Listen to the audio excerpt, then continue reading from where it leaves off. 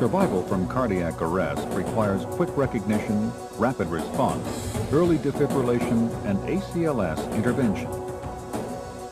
Understanding the operation of your ZOLL M Series before you encounter an emergency situation will enhance your potential to save victims of cardiac arrest. This program will introduce you to the ZOLL M Series and its features. To fully understand its operation, you should read the operator's guide and your medical control authority's protocol for use.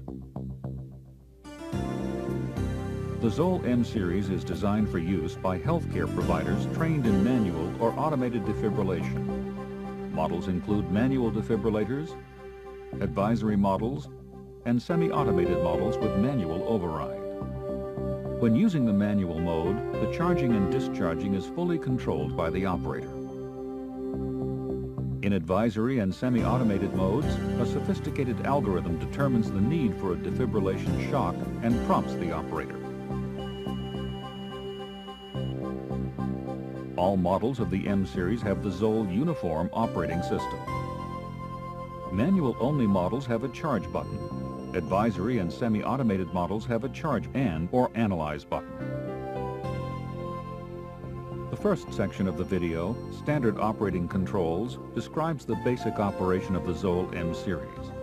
All operators should view this section. The monitoring and recording section should also be viewed by all operators. If you use the device for manual defibrillation, view this section. If you intend to use the advisory mode, view this section. To learn how to operate the device for pacing, view the pacing section. All operators should view the batteries and power section. Since many voice and visual prompts are selectable, all messages referred to in this video are the default settings. Different messages may be displayed at the option of your medical authority. Check your M Series voice and visual prompts prior to use. A detailed configuration guide showing all selectable operations is supplied to allow medical control authorities to select and standardize operation.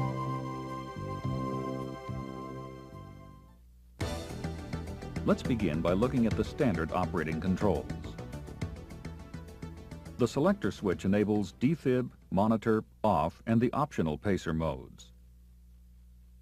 Semi-automated versions of the device have a single on position which activates the monitor and defibrillator. All units will beep 4 times, indicating they have passed the power on self-test. If PC-MCIA cards are inserted, ECG data and patient event information will be recorded. M Series are now available with a choice of 2 defibrillation waveforms. Some M Series are equipped with a monophasic waveform, and some offer ZOLL's new low-energy rectilinear biphasic waveform. The rectilinear biphasic waveform offers superior defibrillation capabilities at lower energy settings. The suggested 3-shock VF protocol for monophasic waveforms is 200, 300, and 360 joules. The suggested biphasic 3-shock VF protocol is 120, 150, and 200 joules. Successive low-energy shocks should remain at 200 joules. Recommended pediatric settings should remain consistent with monophasic joule settings. Users should consult your medical authority to confirm pediatric settings. Biphasic energy levels for internal defibrillation should also remain consistent with monophasic protocol, unless otherwise directed by your medical authority. This video depicts the use of monophasic defibrillators. Other than energy levels, there are no operational differences between monophasic and biphasic M Series devices. The default energy levels for first, second, and subsequent shocks are 200 joules, 300 joules, and 360 joules.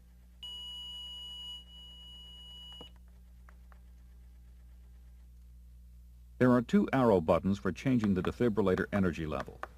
Press and hold the up or down arrow buttons until the desired energy level is indicated on the display. To charge the defibrillator, press the charge button on the front panel, or if using paddles, the charge button on the apex paddle handle. Charging is shown on the display. The charge indicator on the paddle lights up when the defibrillator is charged and ready. When the selected energy level is reached, the message "Ready" appears next to the energy display on the monitor. Each paddle has a shock button. You must press and hold both buttons simultaneously to discharge the defibrillator when using paddles. The front panel also has a shock button that lights up when the defibrillator is charged and ready.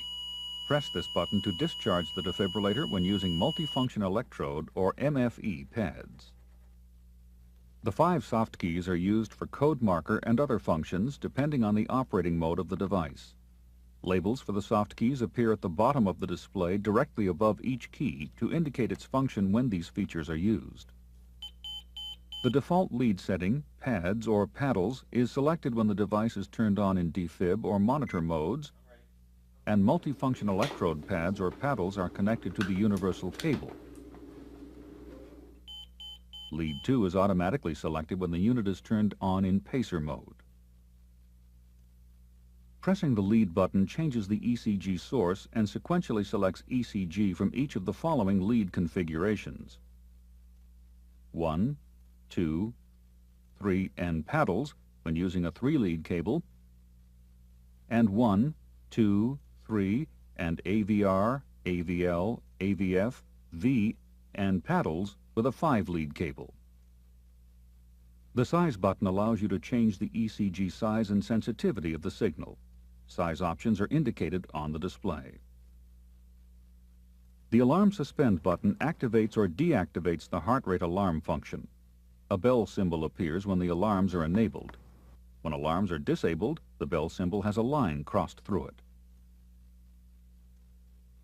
Alarms are set using a soft key.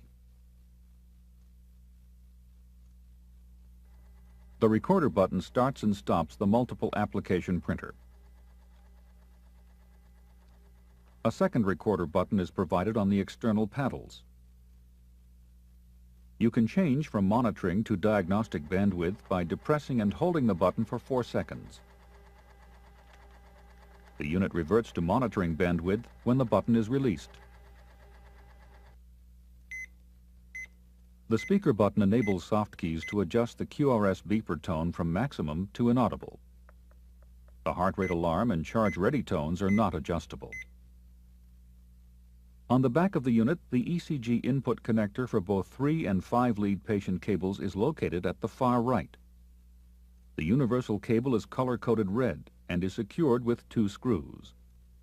A 1-volt ECG output is second from the left, and a grounding terminal is located directly behind it. In units equipped with AC mains, the receptacle for the power cable is located at the left. Input for DC-powered units is also located at the left when so configured. External paddles are stored on either side of the unit and can be tested in this position. They may also be used as handles to grab or carry the unit. The paddles connect to the universal cable by inserting the end of the cable into the paddle labeled Apex. The cable is removed by sliding the latch and removing the end from the paddles. The cable end connects directly to all ZOLL multifunction electrodes, internal handle assemblies, and the test port. Pediatric paddles are located directly under the adult electrode. Press the latch and slide the adult electrode off. When replacing, it is important that the adult electrode is locked correctly into position. When the M Series unit is plugged into an AC mains or a DC power source, the charger on indicators show the status of the battery and charging. The orange charger on indicator illuminates continuously whenever the device is off and the battery is charging, or on with the battery installed. The green indicator illuminates continuously when the unit is off and the battery has been fully charged. The green and orange indicators illuminate alternately when no battery is installed or when a battery fault has been detected. You will learn more about batteries and power later in this program.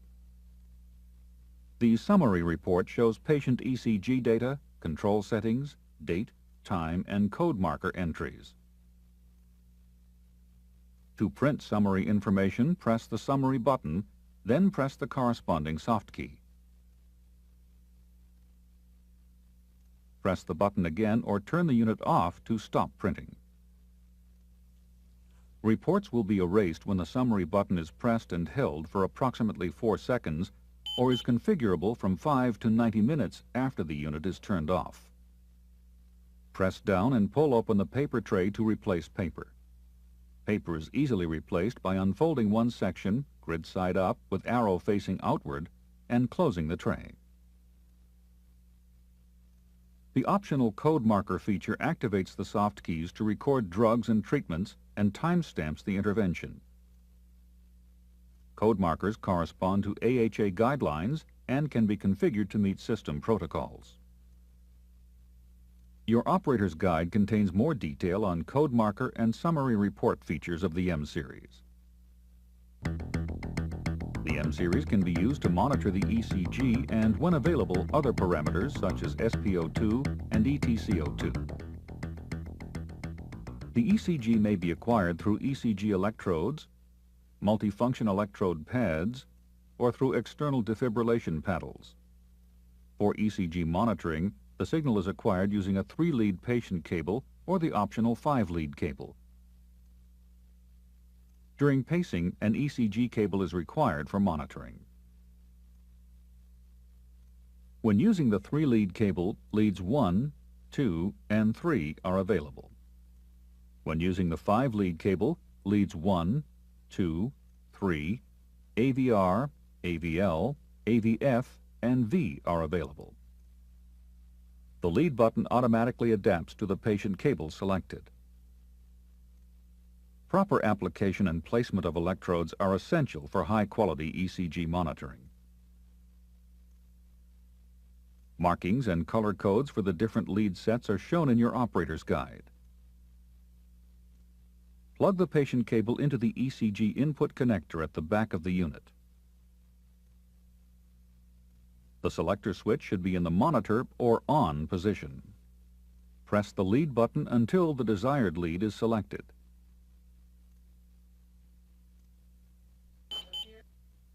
If the ECG lead-off message appears, inspect the ECG electrodes, lead wires, and connections. If the check pads or pour pad contact message appears, inspect the MFE pads, cable, and connections. The ECG size is automatically set at turn-on. Press the size button to adjust the waveform. The QRS beeper volume can be adjusted by using the speaker button and appropriate soft keys. Default heart rate limit alarms are 30 and 150 beats per minute, with alarms enabled. Preset limits, manually selectable, and auto limits of 80% and 120% of patient heart rate can be selected from the Set Alarm function soft keys. Complete information on alarms is available in the operator's guide. The printer documents the ECG with a 6-second delay and can be programmed to automatically run when an alarm or a defibrillation event occurs. Press the recorder button to start and stop the printer. ECG time, date, lead, size, and heart rate, and any other monitored parameters are documented.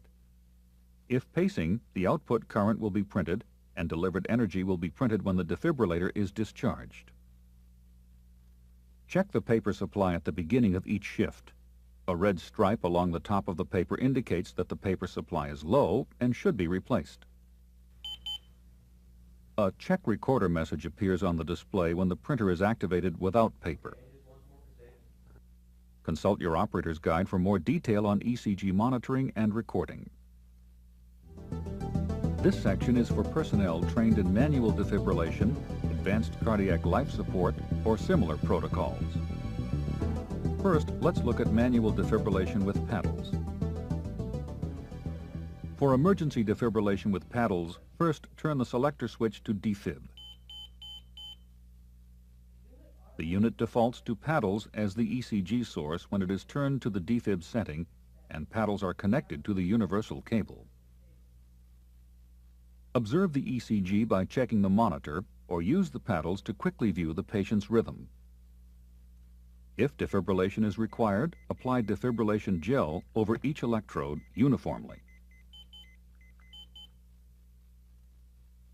Verify the selected energy level and press the charge button on the apex paddle or on the front panel of the unit.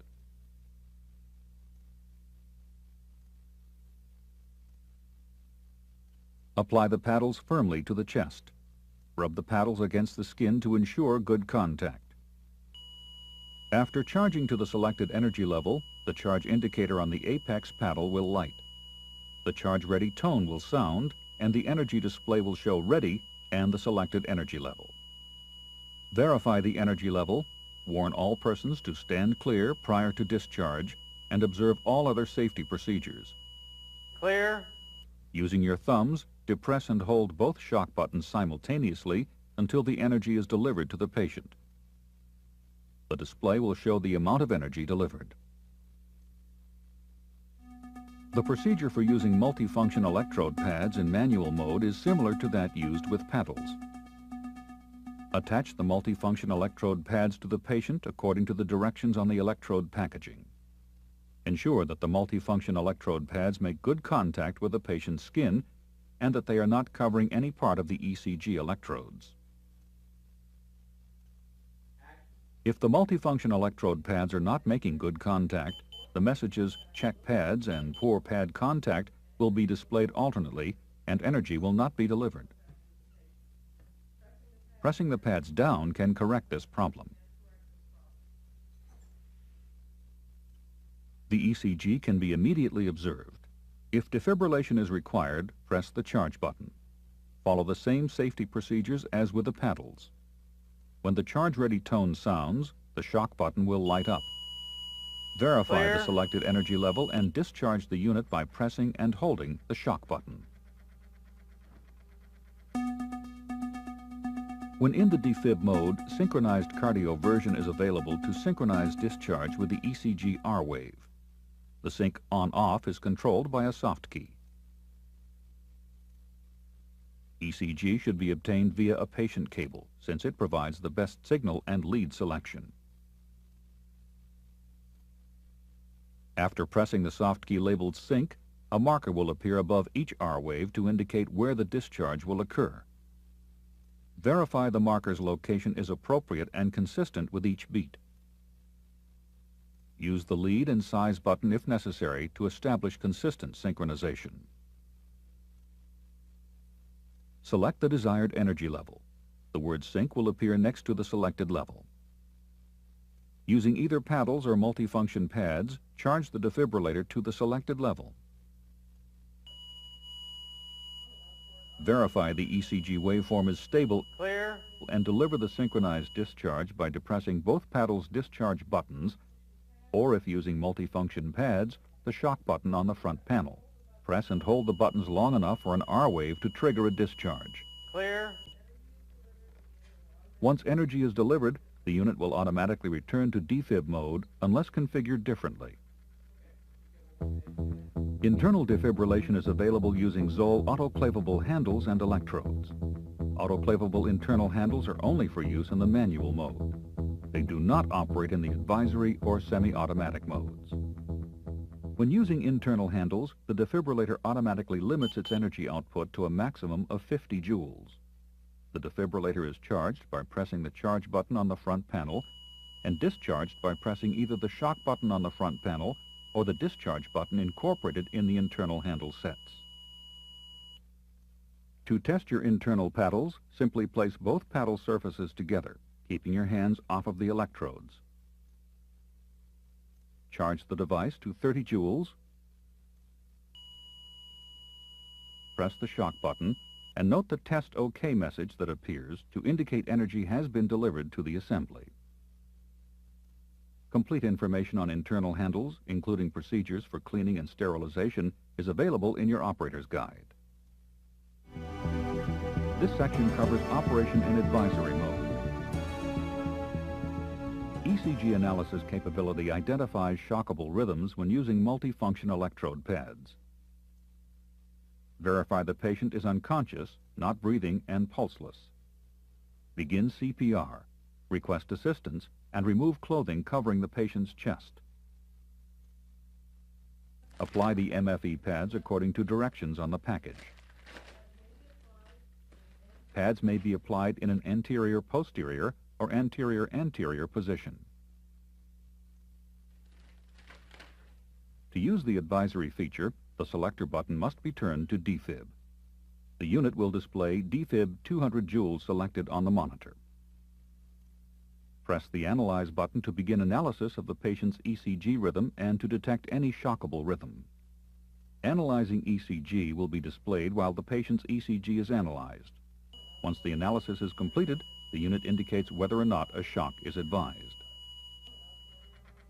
When a non-shockable rhythm is detected, a no shock advised message will be displayed. When a shockable rhythm is detected and a shock advised message is displayed, charge the unit as indicated by the prompts. If the automatic analyze and charge option is enabled, the unit will automatically charge to the pre-configured or user-selected energy setting. The shock button will light up, and a continuous tone will sound. Warn all persons to stand clear. Clear. Press and hold the shock button on the front panel until energy is delivered to the patient. Confirmation of delivered energy will appear for approximately 5 seconds. Review your operator's guide for all advisory function messages and related procedures in advisory mode. This section covers the use of the M Series non-invasive pacing capability. Apply ECG electrodes to the patient as shown previously. Apply the multifunction electrode pads following the directions on the pouch. Pacing is best accomplished with anterior-posterior electrode positioning. Turn the selector switch to pacer. The pacer output will automatically be set to 0 milliamps, MA, and the pacer rate at 70 pace pulses per minute, ppm. Prior settings will be retained if previously set and the unit was turned off for 10 seconds or less. Set pacer rate to a value 10 to 20 ppm higher than the patient's intrinsic rate. If no intrinsic rate exists, use 100 ppm. Increase the pacer output until stimulation is effective. Observe the pacing stimulus marker on the display or strip chart to verify that it is well positioned in diastole. It is important to recognize when pacing stimulation has produced a ventricular response, capture. Capture must be assessed by checking both the ECG and peripheral pulse to ensure appropriate circulatory support of the patient. Electrical capture is determined by the presence of a widened QRS complex, the loss of underlying intrinsic rhythm, and the appearance of an extended and sometimes enlarged T-wave. Mechanical capture is assessed by checking the pulse at the carotid, femoral, right brachial, or radial arteries. The ideal output current is the lowest value that will maintain capture, usually about 10% above threshold. Typical threshold currents are between 40 and 80 milliamps.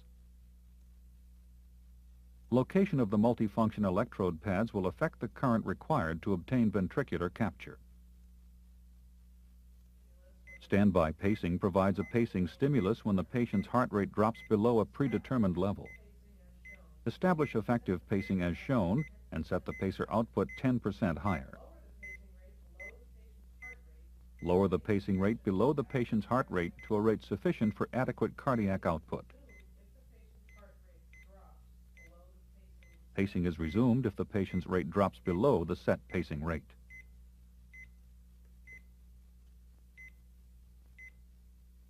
The M Series also incorporates an asynchronous capability that is selected using a soft key. The operator's guide has additional information on this feature. The M Series can operate from batteries, AC power, or DC power, and uses a rapidly replaceable battery pack. Two types of replaceable battery packs are available. One is a standard battery pack, and the other is a smart battery pack with capacity indicators. Batteries can be charged within the unit or by using an external battery charger. ZOLL recommends a separate battery charger be available to charge spare batteries and perform periodic testing. With an M Series connected to AC or DC power and turned off, the unit will fully recharge the battery within 4 hours. If the unit is on continuously, recharging will be complete in 24 hours. If equipped with AC mains or DC capability, the unit will operate regardless of battery condition or without a battery. The power cord must be connected to the device and a suitable power source for charging and operation. When operating on battery power, a low battery message will be displayed on the monitor and a 2-beep tone will sound once a minute when the battery is low. Replace the battery pack immediately or plug the unit into an AC or DC power source to ensure continuous operation. All settings will be maintained for 10 seconds while the batteries are exchanged. Smart battery capability may be added to all ZOLL Smart Ready battery packs. A smart battery displays remaining operating time when in use. Smart batteries have a Do Not Use indicator that will illuminate if a smart battery has not been recalibrated after 20 discharge and charge cycles have occurred, or if another fault exists. Batteries require periodic testing. The ZOLL 4x4 with auto test capability provides for 100% automated testing with each recharge cycle. Batteries that test ready provide a minimum of 1.5 hours monitoring time. The number of batteries used, frequency of use, and how they are used affect capacity. Because of this, ZOLL recommends periodic testing and that you replace batteries on a preventative, scheduled basis, or at least every 18 months. Please review your operator's guide for other important steps in managing batteries. Before using the ZOLL M Series, we urge you to thoroughly examine the unit and all associated materials.